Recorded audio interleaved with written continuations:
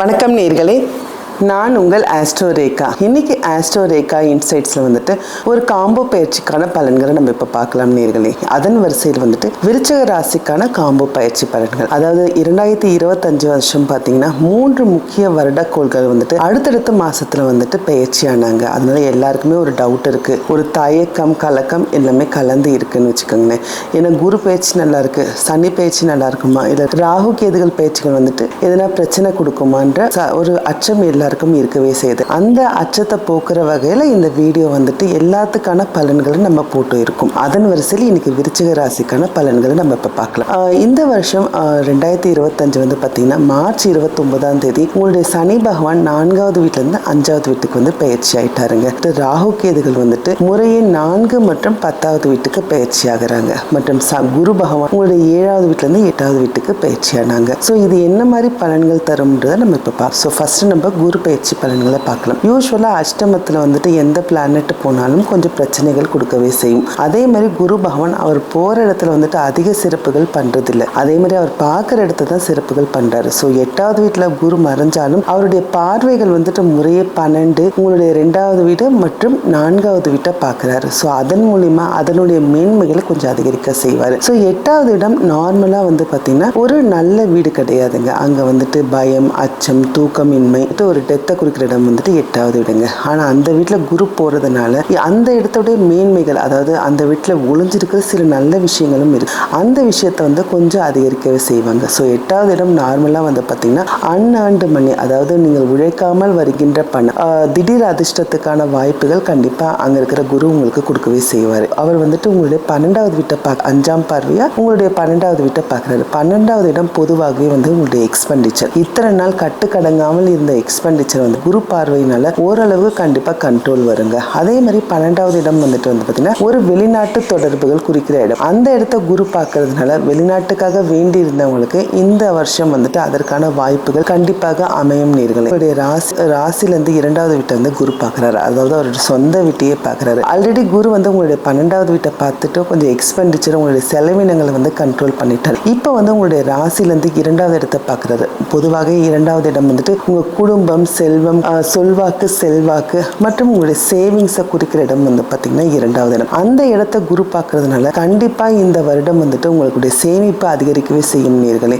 அதே மாதிரி உங்க குடும்ப ஒற்றுமை, இத்தனை நாள் குடும்பத்தில் வந்து சிறு சிறு பிரச்சனைகள், அதாவது கணவன் மனைவிக்கிட்டே இல்லை உங்க குழந்தைகளுக்கிடையே இருந்த கருத்து வேறுபாடுகள் நீங்கி அதற்கான ஒரு நல்ல சுமூகமான ஒரு டைமை வந்து கண்டிப்பாக அந்த குரு உங்களுக்கு உருவாக்கியே தருவார். சிறு சிறு இன்னல்கள் அனுபவிச்சுட்டு இருந்திருப்பீங்க.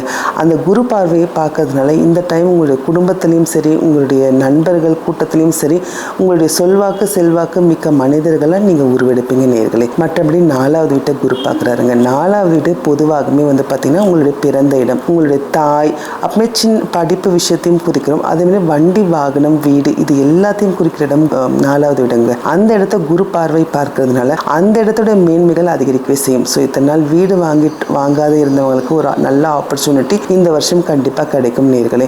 அதே மாதிரி வந்து தாய் வழி உறவுகள்ல வந்துட்டு ஒரு இணக்கமான ஒரு சுமூகமான உறவுகளை நீங்கள் எதிர்பார்க்கலாம். அங்கேருந்து ஒரு நற்செய்தியும் கண்டிப்பாக உங்களுக்கு வந்தடையும். அதே மாதிரி படிக்கிற வயசில் இருக்கிற பசங்களுக்கு வந்துட்டு இத்தனை நாள் ஃபோக்கஸ் இல்லாமல் இருந்தவங்களுக்கு கண்டிப்பாக நல்லா படிப்பீங்க. அதே மாதிரி வாகனம் வாங்குறவங்களுக்கு ஒரு ஆப்பர்ச்சுனிட்டி கண்டிப்பாக இந்த குரு பகவான் கொடுக்கவே செய்வார். இது வந்துட்டு ஒரு குரு பயிற்சியோட பொதுப்படையான பலன்கள். மற்றும் ராகு கேதுகள் வந்துட்டு 4வது வீட்டில் இருக்காருங்க. அகைன் 4வது வீடு வந்து எல்லாருக்கும் ஒரு பயம். இப்போ நல்ல விஷயத்த சொல்லிட்டு இருந்தோம், பட் அங்கே ராகு வந்துட்டு அந்த விஷயத்தெல்லாம் கெடுத்துருவாரோன்ற பயம் எல்லாருக்கும் இருக்கு. ஆனால் 4வது இடம் வந்துட்டு அங்கே குரு பார்த்த ராகுவா இருக்கிறதுனால இந்த விஷயம் என்னென்ன சொல்லணும் அதுகளை மேன்மையடையவே செய்வாங்க. 4வது வீட்டில் இருக்கிற ராகு வந்து குரு பார்த்த ராகுவா இருக்கிறதுனால ஒரு பாசிட்டிவான ஒரு விஷயத்தை தான் ராகு பகவான் கண்டிப்பாக பண்ணுவாருங்க. மற்றபடி உங்களுடைய கேது பகவான் 10ல் இருக்காரு. ஸோ தொழில் புரிவோருக்கு சிறு சிறு வேலை பலு அப்படின்னு சிறு சிறு இன்னல்கள், தடைகள் கண்டிப்பாக இருக்கவே செய்யும்.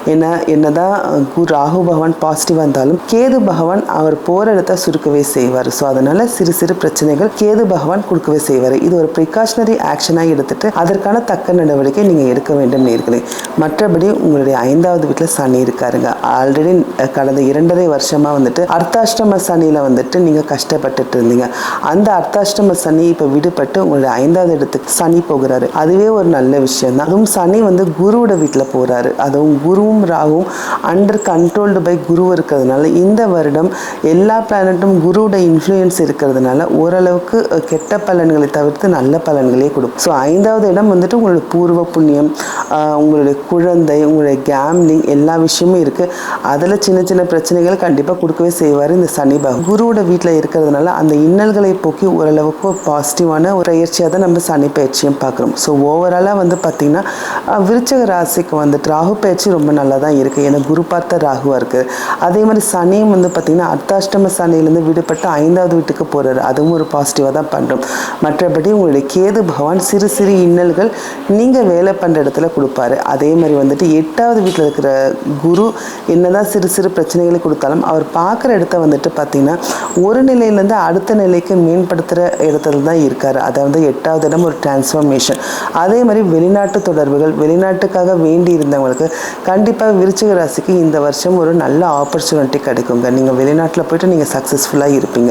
அதாவது ஏன்னா 4வது வீட்லேயும் ராகு இருக்கார், 12வது வீட்டை குரு பார்க்குறாரு, 8வது வீட்லேயும் குரு இருக்கார். இந்த 3 காம்பினேஷனும் ஒர்க் அவுட் பண்ணும்போது வெளிநாட்டுக்கான இதாவது வெளிநாட்டுக்காக வேண்டி இருந்தவங்களுக்கு இந்த வருஷம் அதற்கான பாசிபிலிட்டிஸ் அதிகமாகவே இருக்கு நேர்களே. மற்றபடி இது ஒரு கோச்சார பலன்களே. உங்களுடைய தசா புக்தி நன்றாக இருப்பின் அதற்கு ஈடு கொடுக்கும் வகையில் தான் இந்த கோச்சார பலன் அமையும்.